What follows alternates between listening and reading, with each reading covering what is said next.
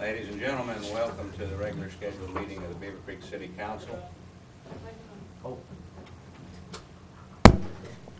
Sea Scouts, you have to turn your microphone on. Be prepared. Welcome everybody to the regular scheduled meeting of the Beavercreek City Council. Before we get started tonight, we have an introduction. Chief?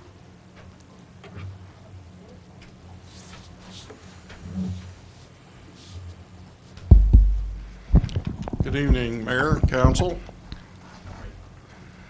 I'm pleased to introduce Joseph Thacker. He's the newest police officer who was sworn in this morning by Mayor Stone and attended by the city manager and the vice mayor. Joe is a graduate of Sinclair's Community Police Academy and received his peace officer certification in 2012. Prior to joining us, Joe was employed as a police officer with the Kettering Health Network at Soin Medical Center, and he was primarily assigned there for his regular duty, and he'd been there since 2011. So he's had a lot of opportunity to meet with our employees and interact with them over the years that he's been there. During the interview process, Joe revealed that he would like to keep bettering himself at an agency with its opportunity for growth, and he specifically chose Beavercreek not only for that, but also the reputation as a community partner. And Joe got to experience that dealing with our officers and seeing our interaction with the community. I'm confident that his passion for law enforcement and community policing, as well as his commitment to professionalism, will make him a fine addition to our department. So we welcome Joe to our police department family. I wanted to introduce him to you tonight because he just got sworn in today. So, All right. Joe? Welcome. Thank you. First, I mean, it's just a pleasure to work for such an organization as Beavercreek. I'm very grateful for the opportunity in front of me, and I look forward to serving the citizens of the city for many years to come. So thank you all. Well, thank you, Officer Thacker. Thank you. All right, may we have a roll call, please? Councilmember Bales? Here. Councilmember Curran? Here. Councilmember Garcia? Here. Councilmember Rushing? Here. Vice Mayor Adams? Here. Mayor Stone? Here. And I'll turn the meeting over for a moment to Vice Mayor Adams. Can I get the Boy Scouts to come up here and join me? Or the Cub Scouts?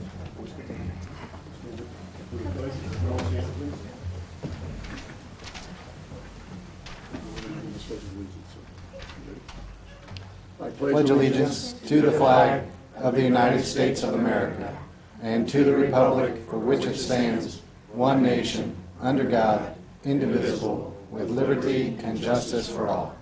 Thank you, guys. Please remain standing.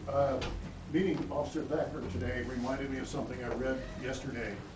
From January of 2019 till today, there's been 150 police officers that have been killed in action or in the performance of their duties. Several others have been wounded. In fact, there were a couple others that were shot today in Arkansas. And I'd like to take just a moment here for a moment of silence for those officers and their families.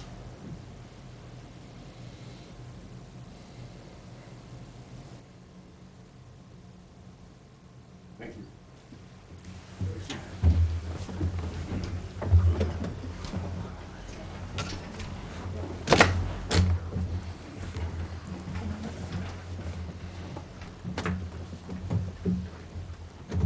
All right, ladies and gentlemen, we have an agenda before us. Are there any corrections or changes?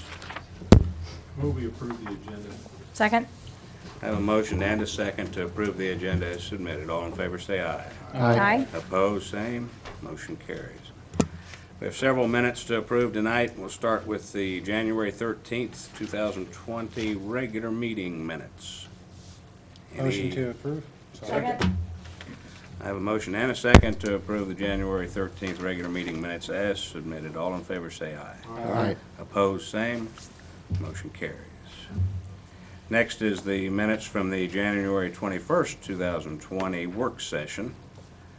Any changes? Second. I have a motion and a second to approve the minutes as submitted for the January 21st, 2020 work session. All in favor say aye. Aye. Opposed, same. Abstentions? Aye. Thank you. Next, the minutes for the January 27th, 2020 regular meeting. Again, any changes? Do I have a motion? Second. I have a motion and a second to approve the minutes for January 27th, 2020 as submitted. All in favor say aye. Aye. Opposed, same sign. Motion carries. And lastly, the minutes for February 3rd, 2020 special meeting. Any changes? Move to approve. Second. I have a motion and a second to approve the minutes for February 3rd as submitted. All in favor say aye. Aye. Opposed, same. Abstentions, me. Aye. Next, we do have a public hearing tonight, PUD 19-1. This is an application filed by Chuck Springmeyer, 3233 Newmark Drive, Miamisburg, Ohio, 45342. The application requests approval of an amendment to add an additional 0.485 acres of land to PUD 19-1. The property is located east of 1464 and 1474 North Fairfield Road, described as Book 5, Page 5, Parcel 272 on the Greene County Property Tax Atlas. Well, thank you. Does the applicant have anything they'd like to present tonight? Seeing none, we'll ask for staff input, please.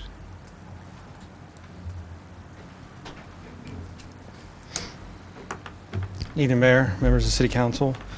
The case you have before you is PUD 19-1. It's an amendment to the PUD. Again, the applicant's looking to amend the PUD by adding about a half acre into the already 2-acre PUD. It's located in north of the intersection of Dayton, Xenia, and North Fairfield, just southeast of Lance and North Fairfield Road. You can see here on the aerial I've highlighted the existing PUD. But as part of the approved site plan, a part of the drive aisle to the rear, as well as the ITM machine drive aisles and the rear access, was outside of the PUD. So as one of the conditions of approval, they needed to add this half-acre area that I've highlighted in yellow. It's permitted within our land use plan, as shown as community, commercial, and office on our land use plan. And the intent is to bring all the conditions of the existing PUD over to this. However, as City Council may be aware, when I brought the specific site plan forward, the neighbor was concerned about some of the uses. So we went ahead and, as we were taking the amendment through, is proposing to remove some of the uses that they're concerned with. So should this amendment go through, the bars and taverns, nightclubs, and tattoo parlors, and tobacco retail stores and the like would not be permitted within the entire PUD, not just this half-acre portion. So took this to planning commission in middle January. They recommend approval. Staff recommends approval with the 3 conditions found in your proposed ordinance for this evening. I'm here to answer any questions following the public hearing. Thanks. Thank you. All right, this is a public hearing, so is there anybody here this evening that would like to address council on this issue? We ask that you keep your comments to 3 minutes, please, unless you have a guest that would like to donate. Good evening, Mayor, Good evening. council members. My name is Bruce Gwendon. I'm with St. Luke Parish and School. And all I'd like to say is I'd like to thank the zoning folks as well as yourselves for adding these additional preconditions for the property. Obviously, I think it best suits the community as well as our school and church property. Thank you very much. Thank you. Anyone else like to address council this evening on this application? Anyone? All right, we will close the public input. Council input. Mr. Councilman Bales, All make sense to me. I have no questions. Councilman Rushing, No comment, thank you.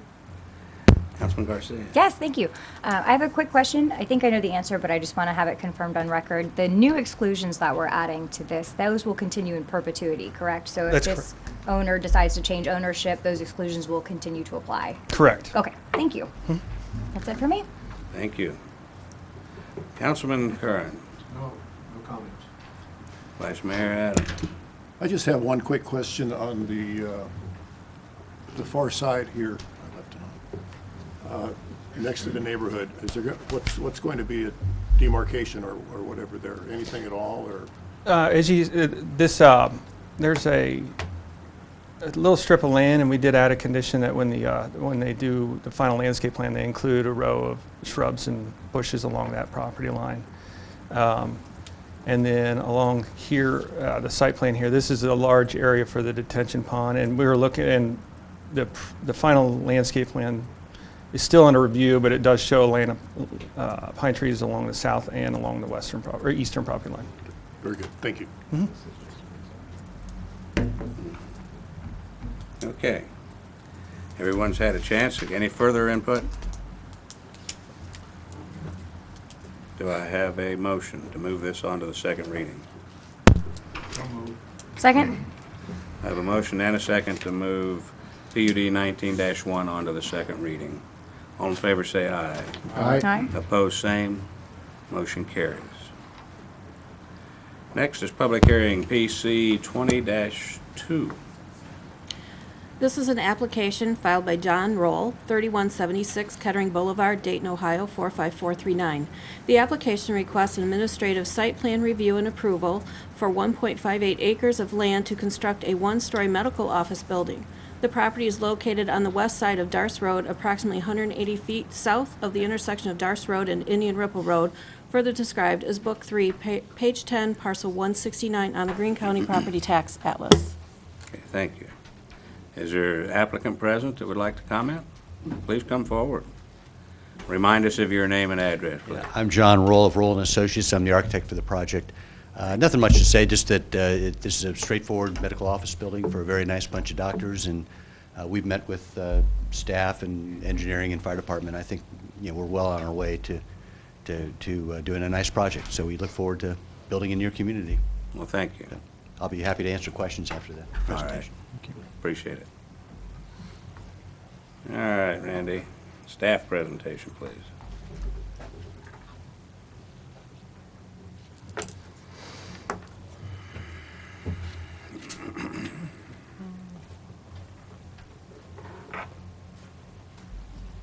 The case you have before you is PUC's 20-2. Again, it's the Darst Road Medical Building. It's an administrative site plan review and approval process, about a 7,000 square foot building on 1.5 acres. The project's located just to the southwest of the intersection on Indian Ripple Road and Darst Road. On our land use plan, this area is shown within an Indian Ripple planning area, so it's an overlay district, and as such, one of the requirements is that before any redevelopment or development of the property, an ASRA or administrative site plan review and approval process takes place, which is very similar to the specific site plan portion of a PUD. So that's why we're here this evening. The property has frontage on Darst Road. Just to the south is Will Hoyt fencing, or former Will Hoyt fencing. To the west is the parking lot for the Vineyard Church, and then there's a convenience store to the north. And this aerial photo is a little older. This is where the new speedway is, where the canopy fronts along Darst Road rather than a square at this location. Again, the property is zone B2. Medical office buildings are a permitted use within a B2, but we're here to review the actual site plan. This here is a copy of the site plan. They have one access point shown to the site, and that will proposals to line that right up with the access point from across the street, the Ollie Davis Medical Office building there to the east. They show parking to the south of the building as well as parking to the west of the building. One of the conditions of approval from Planning Commission was because this does not circle the building, and they were concerned that if traffic got to here and there was no parking spaces, that they would be stuck and have to back out. So there is a condition that this final space be striked off and reserved as a turnaround area. But even as such, we took a look at the design and were able to not lose any parking spaces with coming up with slightly narrow parking spaces, but still well within what we require in terms of parking sizes. Based on the number of proposed exam rooms within the development and the number of employees that the applicant stated, they're required to have 60 parking spaces, and they show 61, so there's no concern with the parking that they're proposing on site. And this project will also include the addition of a 5-foot sidewalk along the entire frontage on Darst Road. So that's a good connection, or a good piece of the connection Sure. to the pedestrian system along Indian Ripple Road. In terms of architectural elevations, it's a single-story building, about 18 feet to the midpoint of the pitched roof. They're proposing to use a gray asphalt shingle, and the majority of the project will be brick, and then some hardy plank around the center of the building, and then some beige-colored ephes. All in all, it's got a very residential feel in terms of the height and the character. Very similar to what the Austria Amera Enterprise building that is about half a mile down to the east. In terms of landscaping, they show landscaping throughout the site. There's a little bit of, it's not concerned, but they haven't come up with a final grading plan yet, so we added a condition if they do have to remove some of that existing vegetation along the northern property line, then they'll have to supplement this final landscape plan with additional landscaping. That'll help separate this project with the Rob's Beer Barn to the north. They show lighting throughout the site and not with the outside of any of the internal landscape islands, so there's no concerns with that. They show to have one ground sign, but they didn't have any specifications about that ground sign. So we did add a condition that they have that on a masonry base, that it'd be no taller than 5 feet max and 25 square feet per sign face, which is really standard for a project of this size. There are 17 conditions in your motion for your consideration, and both Planning Commission and staff do recommend approval of the applicant's requests. Again, I'm here to answer any questions following the public hearing. Thanks. Thank you very much. Hi, ladies and gentlemen, this is a public hearing. If there's anyone that would like to address council on this application, please come forward. Seeing no one, we will move on. Council input. Start on the other side, Councilman Curran. I had a question, Randy. In the analysis section of the report, it shows a buffer on the west side. The trees, are they coming out?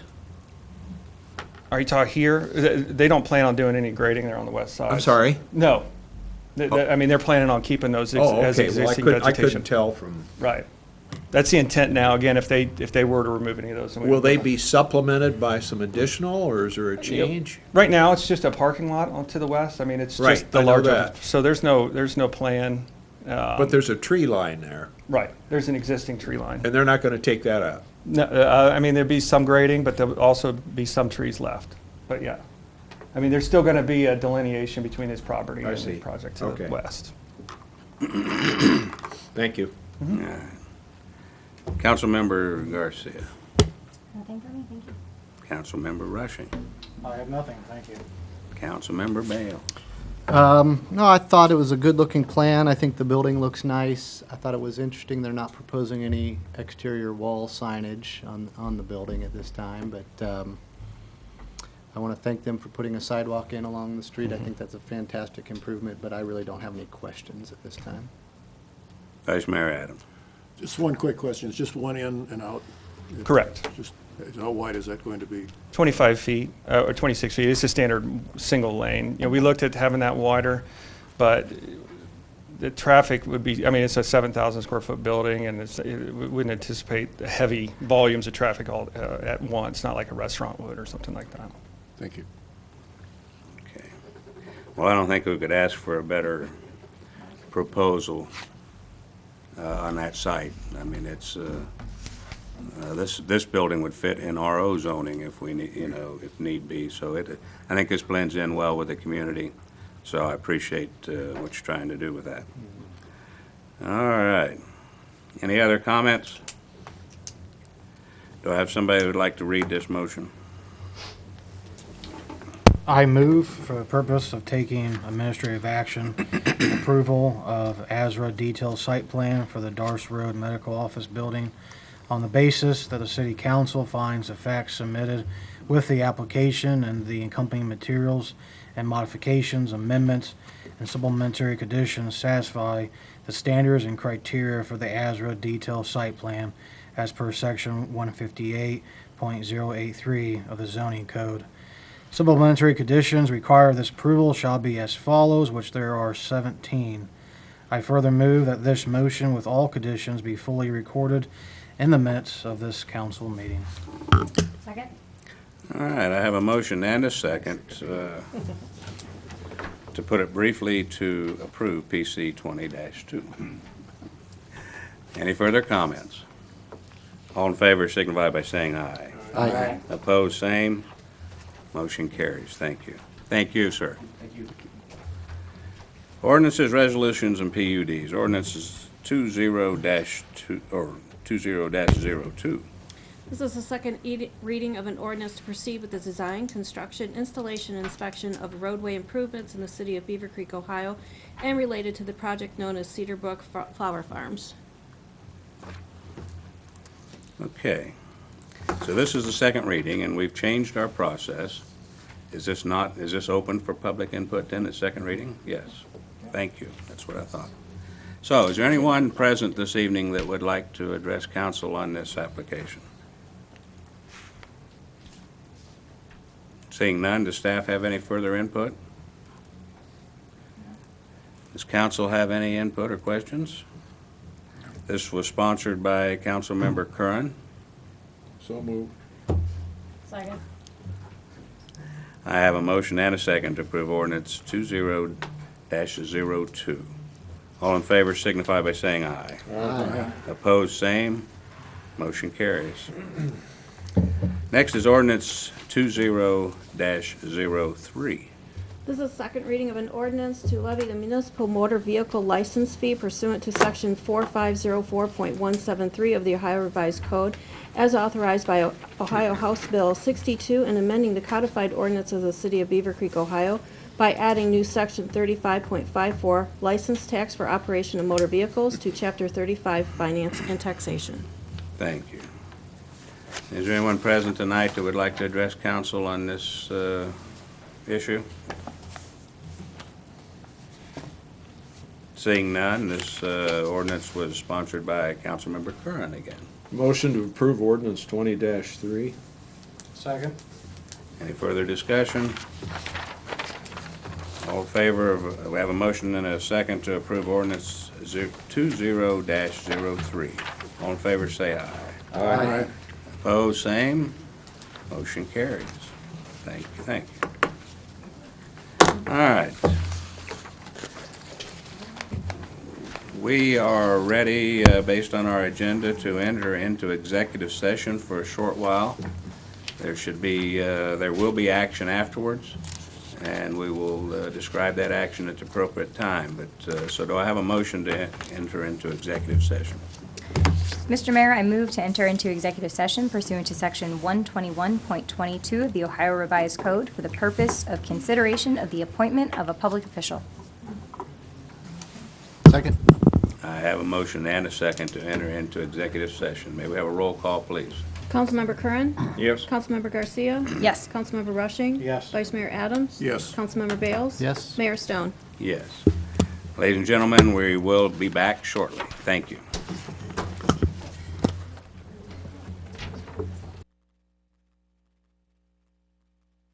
All right, ladies and gentlemen, we are back. May I have a motion to exit executive session?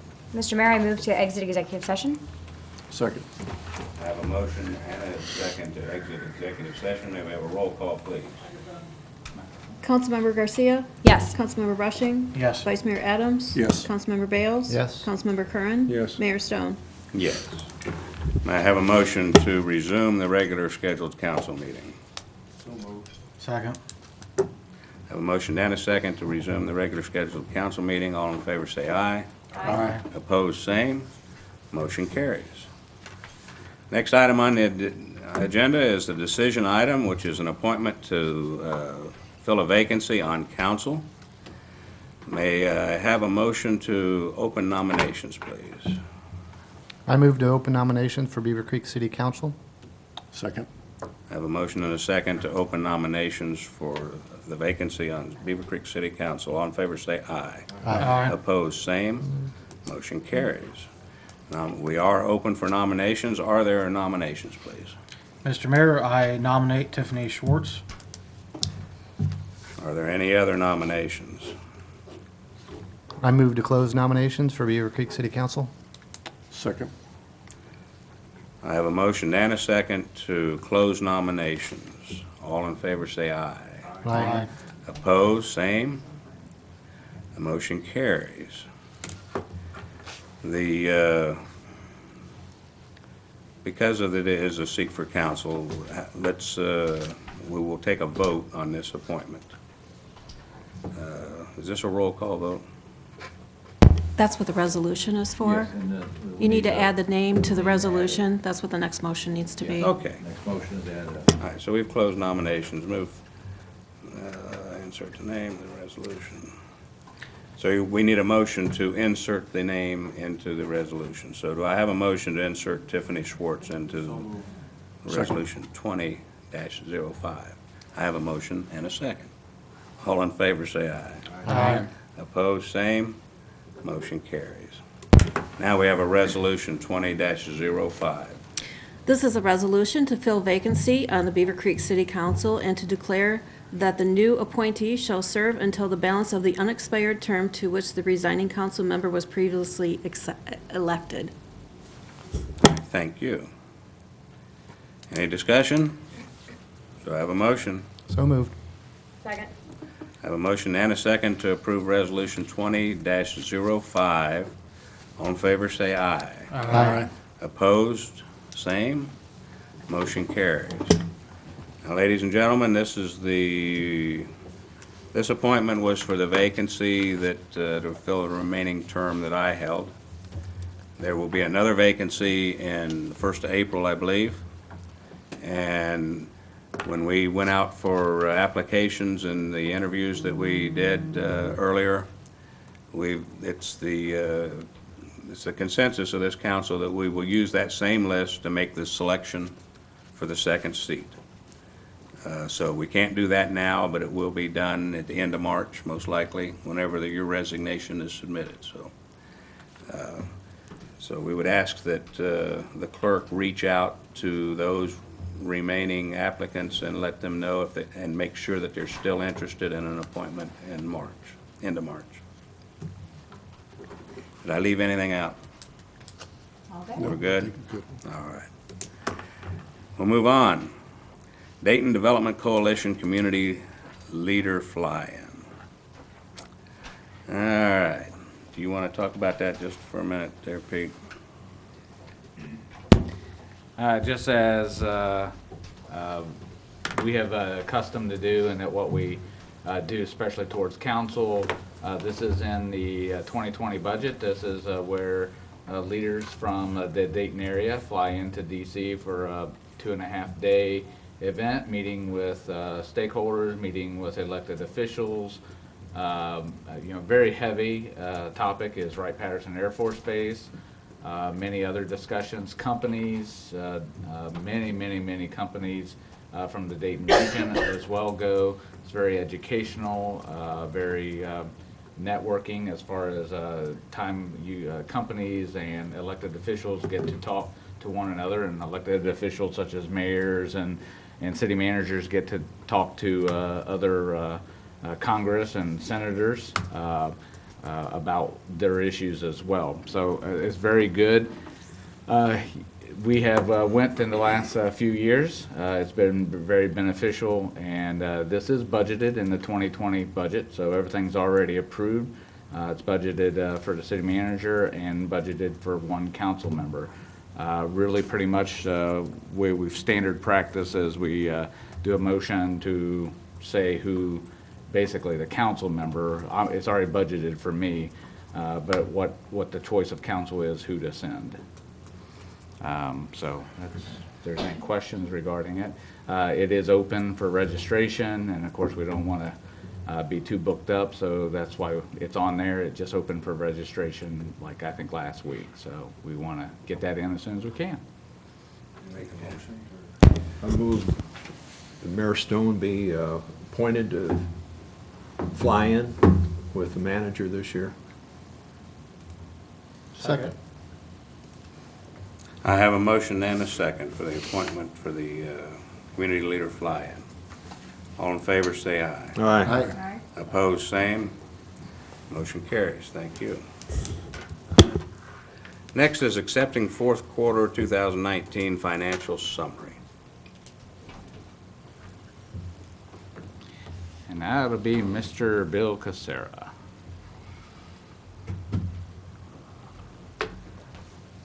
Good evening, Mayor and members of Council. You have the detailed report before you. I just wanted to emphasize a couple of things that were good and bad about last year.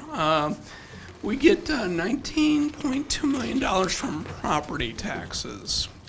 Again, everybody kind of realizes by looking at their 401k that the economy's doing pretty good.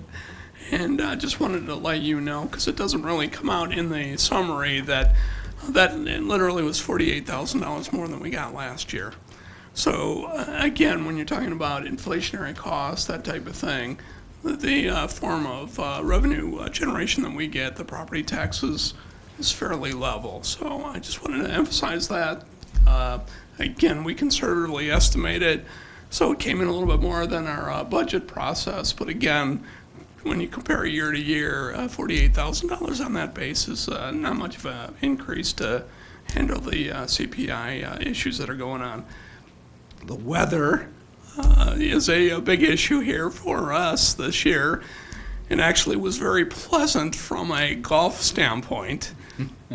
We had a fairly dry season, and the temperatures were good, and the golf course actually had 25,000 rounds, which is about 3,000 more than we had in the previous year. So again, that equates to some revenue out there, and also food and beverage did pretty good with weddings and increasing their revenue out there during that time. Again, any time you have increased traffic out there, you would think it would equate to food and beverage, and it did this year. So then we get to the tornado event, the one big event here, and what you saw in the summary was the overtime and the cost associated with wages for us responding to that disaster really was pretty evident. And again, that's money that's basically expended now. We use those resources to do the cleanup, and we're in the final phase of the chipping and mulching. But again, all that money came out of the coffers. We are asking for reimbursement from FEMA on that, but again, there was about $136,000 worth of overtime in there that our folks were out there handling the disaster, and again, we have applied for FEMA grants for that. There was also about $300,000 worth of regular time for our public service folks to go out there and handle that with overtime in their regular jobs, which took away from them doing some street projects and things like that, that again, came right out of our coffers as far as the cash flow goes. But again, we have submitted reimbursement for FEMA, and we're hoping to get that back shortly. So again, we can reintroduce that money back into the street funds to get back into those projects that we had to defer to pay for that disaster. So just wanted to give you that quick overview. Again, it was a good season for the golf course, and bad season for natural disasters. But we weathered the storms both directions, and we're looking forward now to just getting some of our FEMA money back as quickly as possible to get that regenerated into our budget. So be happy to answer any questions you might have about the financial summary for the year. Thank you. Does anyone have a question? Do I have a motion to accept the report? So moved. Second. I have a motion and a second to accept the fourth quarter 2019 financial summary. All in favor say aye. Aye. Opposed, same. Motion carries. Thank you. All right, next is council time. We'll mix it up a little bit. How about Councilmember Garcia? You want to start? Sure, thank you. I had the opportunity to attend my first MVRPC meeting of the year, so that was great. There were some really good things that came out of that one, some interchange projects on I-675 that I'm really looking forward to, and a few other things. Two of the main things that came out, one was a free rideshare program. So the Miami Valley Regional Planning Commission sponsors local rideshare programs. It's available free to anyone who lives, works, or attends college in Miami, Montgomery, Greene, Preble, Dark, and Clinton counties. So if you want any more information on that, go ahead and check out their website, Miami Valley Regional Planning Commission, and then you can also email rideshare@mvrpc.com. So that's interesting. They talked about they have 34,000+ users already, and they add about 200 users per year. It also gives suggested bike routes and other transit options if they exist with the Green Cats or Miami Valley Transit. If you choose to walk or bike, it gives you the calories that you would burn during those times too. So anybody into fitness or looking for healthy options, alternatives to cars, it gives you that information. So I thought it was a really neat website to share. The other thing too they brought out was the Sustainable Miami Valley Toolkit. And some of the things that they've been encouraging cities to do is pick one project that they think would be sustainable throughout the year, whether it's working on clean water or clean air or fuel emissions or trees. So it's definitely something that I know I emailed the city manager about and like to kind of meet with him on some of the topics inside that city or the sustainable toolkit and see if there's stuff that we could do on behalf of the city. MVRPC has grants. I know Dayton Realtors has grants for beautification as well. So some really good things coming out of that. So I look forward to the next meeting. That's it for me. Thank you. All right. Councilmember Rush. Thank you, Mr. Mayor. Couple of announcements. The deadline to apply for our boards and commissions is coming up this Friday, I believe, the 4 o'clock deadline. I'll definitely encourage anyone who's watching this evening if you want to get involved in our community and our city, please do apply. There are several vacancies throughout all boards and commissions. You can find that information on our webpage. I believe there's a link on the main page itself to do an online application. So please, if you want to get in service or just support your community, it's a fine time to do that. The only other announcement I'd like to give is the last day to register to vote is quickly approaching. The deadline to register for our March primaries is next Tuesday, February the 18th, and the Board of Elections is going to host extended hours. So they're going to be open until 9 p.m. to accept applications for walk-ins. So if you have not registered to vote for these 2020 March primaries, please do so. Again, because it's a presidential year, our primaries are earlier versus the usual May primary. They're in March, so the deadline is quick approaching.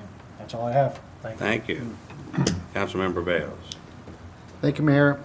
First, I'd like to again welcome Officer Joe Thacker to the team. I know he'll be a good asset to the city. And secondly, I'd like to say, since this is only my second month on council, I want to thank the city manager and the staff for really providing us good detail. That fourth quarter financial report, it's the first time I've really gotten a chance to dig into it and read it. And there is a ton of information there. And I'm glad that we post it on our website. And I'm just glad to see that we're being as transparent as we are with our money. And then finally, I wanted to say, kind of along that same lines, thanks to the city manager, thanks to the chief for forwarding that email that we got about Officer Diaz the other day. Officer Diaz went kind of above and beyond. Well, actually probably did what he would do every single day, knowing Officer Diaz, but dealing with someone he had to transport over to the court and handle those issues, and we got a really nice thank you letter, which I'm sure we don't always get from especially from people who are having to deal with the police and the court and so forth. So again, thanks for forwarding those on to us, because it's always nice to see and hear about. That's all I've got. All right. Councilmember Curran. Again, welcome to Officer Thacker to the police department, and I know he'll just do an outstanding job for the citizens of Beavercreek. Also, I attended my meeting of the Children and Family First, which takes place over at the Education Center in Yellow Springs, and a fairly sizable body of people that were there. Several presentations made. A movie was shown, basically an advocacy effort to try to get youth and try to get intervention in many, many young people's lives. And they hope to be moving around to the different communities and showing this film and trying to get people involved. But it was very interesting. Very good. Thank you. Vice Mayor Adams. Thank you, Mr. Mayor. Councilwoman Garcia and her son Luciano and I went to the first Lego League state championships at Nutter Center about a week ago. And I have to tell you, that's the first time I've ever been there, and it's amazing to see what these kids do. These are all middle school aged kids that had to do a project and build a robot and program it to do at least 8 or 10 different activities on the board. We had an opportunity to speak with 4 young ladies who represent Beavercreek and Yellow Springs. It was kind of a community group. They called themselves the Waves. And they actually won the competition and are going on to the international competition in Detroit in April. And I've invited them to come back after that experience to kind of tell us about it here at a council meeting. We've got another one of those coming up on the 28th. This time it's going to be the high school group out at Nutter Center, and they build robots that weigh up to 120 pounds. There's some massive pieces of equipment out there that these kids build. But they learned so many different things. I was impressed with the public speaking, the project management, fundraising, just all kinds of things these kids learn. I really believe that's a really great program to get involved in it, and I will do my best to support it as much as I can. I also attended the Ambucks, Greenbucks meeting just recently in an effort. I'm trying to get around to go to different groups in Beavercreek to understand a little bit what they do and how they do it. They have a program coming up on February 29th at the Fairfield Commons Mall where they give the trike giveaway. And I plan to be there. I hope I'd invite everybody else to come out to that too, because my understanding is that's quite an activity when they give these trikes away to these kids. And then finally, I had an opportunity this past Friday to be involved with a thing that I really look forward to every year. It's the Night to Shine. It's the Tim Tebow prom night that he puts together for special needs kids. I know it was in over 700 different locations throughout the country, and I think 32 countries. So there were several thousand kids that were involved in this. And if you've never done that, try to volunteer to do that one time. It's just an amazing, amazing event. So that's all I have. Thank you. Well, thank you. I'm going to add to your Greenbucks just for a second. They also give bikes/trikes to veterans. And it is and I agree with you, I've been out probably for the last 4 or 5 years at least, and it's worthwhile even for the general public to come out and witness what they do and to see the smiles on the faces of all ages. As far as my end, I had the real fortune of being on vacation for almost 2 weeks, so there's not a whole lot to go here. But Saturday, I got back on the job and attended the change of command over at Wright-Patterson of the 665th, which is a reserve unit that works with NASIC and a couple other commands.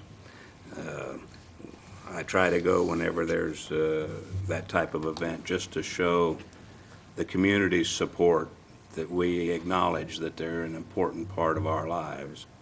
So, and they always really appreciate that as well. Tomorrow we have some international students coming in. This is a regular basis. It's quarterly. Normally it's 30 to 40, but we're only going to have a dozen, I believe, tomorrow.